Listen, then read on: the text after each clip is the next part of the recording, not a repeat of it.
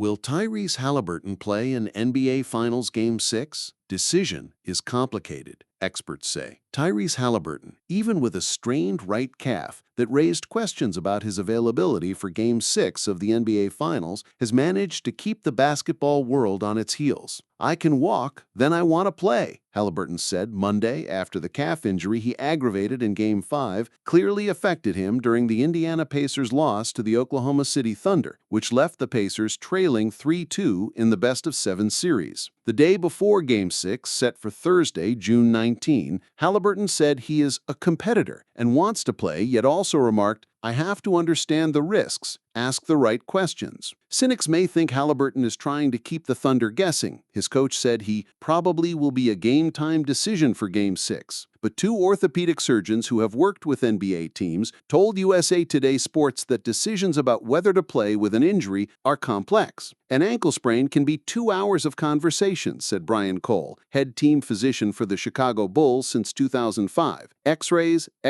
repeated MRIs, talking to different levels of trainers, the family, the agent, especially at a time where you're dealing like this, where it matters more than ever. Why it matters? The Pacers are trying to win their first NBA championship in franchise history. It's hard to imagine them doing it without Haliburton, their all-star point guard. But it's unlikely Haliburton will play without conferring with his agent, said Robert Anderson, a member of the NBA's committee studying ankle sprains and team orthopedist for the NFL's Green Bay Packers. Anderson said an MRI, which the Pacers said Haliburton had, usually will go to 2 consultants. Then the risks of playing with the injury are assessed, said Anderson, who said the player and agent then likely will discuss the risks involving the injury. "It also becomes a business decision," Anderson said. Willis Reed limped out of the locker room with a leg injury before Game 7 of the 1970 NBA Finals between the Los Angeles Lakers and New York Knicks. Reed, then the Knicks' star center, gritted through the pain and helped the Knicks win the NBA championship. 55 years later, the story epitomizes toughness. Fair or not, the pain threshold likely will become part of the conversation regarding whether or not Haliburton plays. "Athletes play in pain all the time," Cole said. "It's an issue of what they can tolerate and if their mechanics are compromised in any meaningful way." William McGarvey, an orthopedic surgeon who worked for the Houston Rockets, pointed out that pain depends on how a player functions.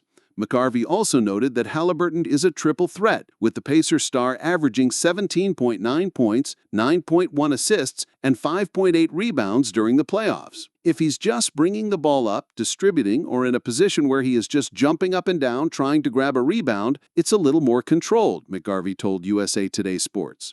But if he's jumping for a rebound, if he's going up for a layup or a dunk, he's got to push off. He could hurt himself on landing. He could hurt himself if he's going up against another player. These guys get in awkward positions, and they have to be fairly agile to be able to land effectively and things like that. The other issue here is how the injury is affecting him. Is it causing him to just have pain when he pushes off, or is it because it's irritated? Is it causing him spasms so that even when he's sitting and resting, he's getting a crappy feeling in his leg? Treating the injury. Keith Jones, an athletic trainer who has worked for the Orlando Magic, Los Angeles Clippers, and Houston Rockets, said of a muscle sprain, "Normally you do 7 days of really not much, and then you reassess." No such luck for the Pacers, who had less than 72 hours after Game 5 to potentially get Haliburton ready for Game 6. Jones said, "I would prescribe hands-on therapy, be it massage or other manipulation of the muscle or muscle tissue. But a lot of ice, a lot of rest. You could put someone in a boot just to take the strain off of it so they're walking on a boot instead of the heel-toe motion. Really isolate it and let it rest. Keep it elevated. Try to avoid inflammation. There's anti-inflammatory medications you can take, but the main thing is the body heals on its own. You can't speed it up. You can do things to create a better environment for healing to take place, but it's going to heal when it's supposed to heal." Cole said the treatment options are limited. If it's a calf strain, a true muscle strain, not a tendon but muscle strain, they take a while to heal and there's no magic. You can't inject anything in there. You can't give any kind of medications. There's no special hyperbaric oxygen or anything that's going to cure this thing in that period of time. So it's just, is he a good healer? How bad is the strain? I haven't seen the MRI, so I don't know. There's just not a lot of time to let a muscle injury recover if that's where it is. Haliburton said he expected treatment to be near constant. I think just around-the-clock stuff as much as I can. Massage, needles, hyperbaric, H-waves, everything you can do to get as comfortable as I can going into it. The right tape and stuff while I am performing. I'm sure there's a bunch of medical professionals who could give you a better answer. Just doing everything I'm told. Trying to do everything I can. What are the risks? The mention of Kevin Durant might create fear for Pacer fans, if not Haliburton. During the 2019 playoffs, Durant, then playing for the Golden State Warriors, missed 9 games with a calf injury.